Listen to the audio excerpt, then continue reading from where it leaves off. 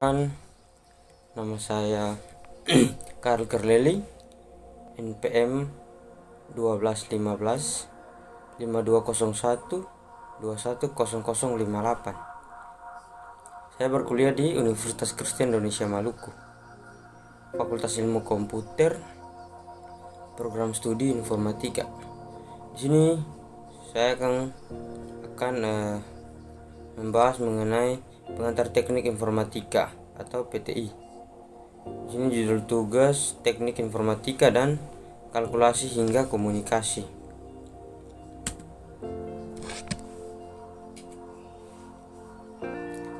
Pengertian teknik informatika dan kalkulasi hingga komunikasi. Teknik informatika yaitu data maupun informasi yang ada pada mesin berbasis komputasi, termasuk di dalamnya sistem informasi, ilmu komputer, ilmu informasi, juga teknik komputer dan aplikasi informasi dalam sistem informasi. Secara umumnya juga informatika mempelajari mengenai struktur, sifat, dan interaksi dari beberapa sistem. Kemudian di sini ada beberapa manfaat, yaitu peka akan perkembangan teknologi, kemudian memahami pemrosesan informasi pada komputer, kemudian menciptakan dan mengembangkan software, kemudian menciptakan hardware, kemudian banyaknya lapangan pekerjaan bagi lulusan teknik informatika. Kemudian juga dapat mendevelop sebuah sistem. Dan yang terakhir yaitu memperbaiki perangkat milik pribadi. Itu adalah beberapa manfaat mengenai dengan teknik informatika dan juga kalkulasi hingga komunikasi. Yang berikut, hubungan antara teknologi dan informasi. Hubungan antara teknologi komunikasi dan juga informasi ini memiliki hubungan yang sangat erat, karena teknologi informasi ini merupakan alat serta sistem komunikasi yang dirancang khusus oleh manusia dengan tujuannya itu untuk mempermudah interaksi dan pertukaran informasi antar manusia. Yang berikut di sini mengenai dengan hidup tanpa komputer. Ketergantungan manusia terhadap teknologi semakin tidak bisa dibantah. Itu bisa kita lihat dari hasil survei baru yang disponsori Microsoft yang mengungkapkan bahwa 1 dari 4 warga Inggris mengklaim bahwa komputer mereka adalah barang yang paling tak tergantikan dalam hidup mereka. Komputer selain sebagai alat membantu pekerjaan manusia, juga dapat digunakan untuk memproses atau memuat informasi dengan menggunakan internet. Kemudian yang berikut, mesin pemroses informasi. Mesin pemroses informasi terdiri dari beberapa perangkat keras. Salah satunya yaitu yang paling terpenting adalah CPU. CPU adalah singkatan dari Central Processing Unit. Juga merupakan perangkat keras komputer yang disebut sebagai unit pengelola pusat atau UPP pada komputer. Fungsi CPU sendiri adalah sebagai kalkulator. Cuma perbedaan antara CPU dan juga kalkulator ini, di mana CPU ini lebih kuat daya pemrosesannya bila dibandingkan dengan kalkulator biasa. Kemudian pengelompokan dan klasifikasi komputer. Di sini ada beberapa komputer, yaitu yang pertama komputer analog. Komputer ini merupakan komputer yang digunakan untuk menerima sinyal analog.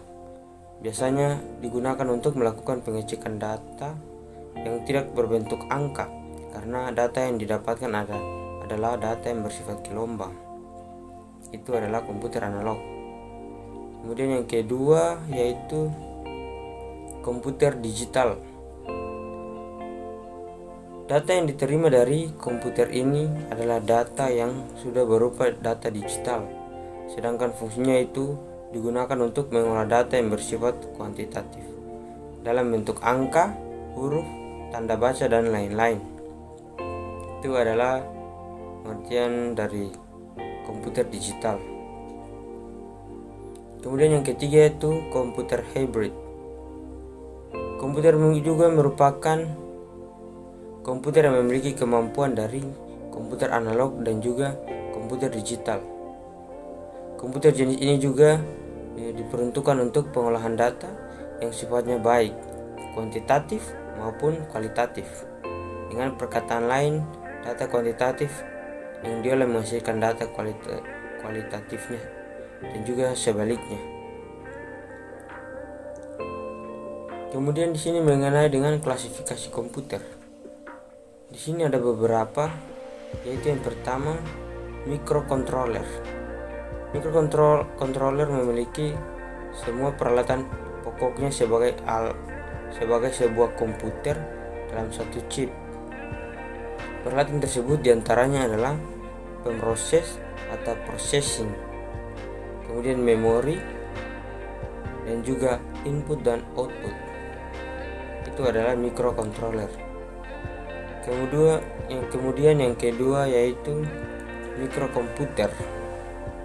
Komputer ini juga khususnya digunakan untuk single user.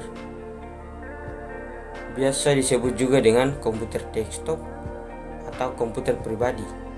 Komputer ini sudah dirancang sedemikian rupa untuk mampu berinteraksi dengan penggunaannya. Itu adalah mikrokomputer. Kemudian yang ketiga, engineering workstation.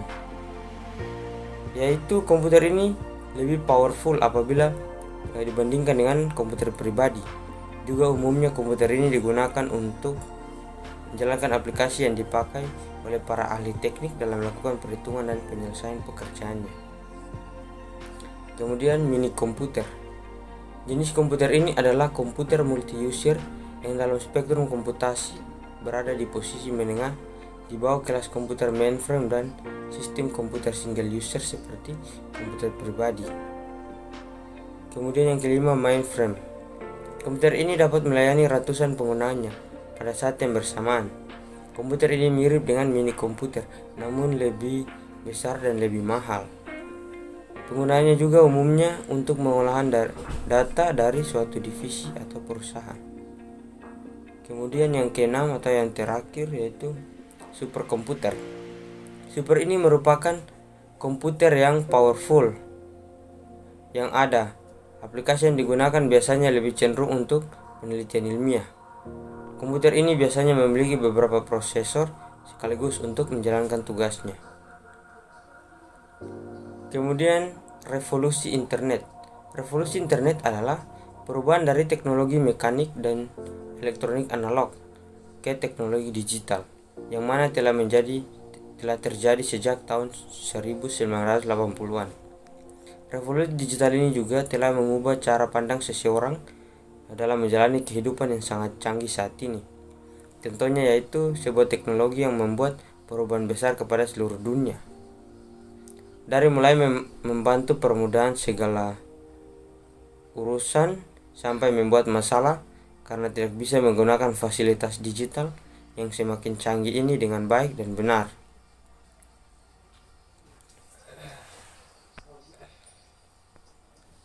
Itu adalah pembahasan dari saya. Saya ucapkan terima kasih.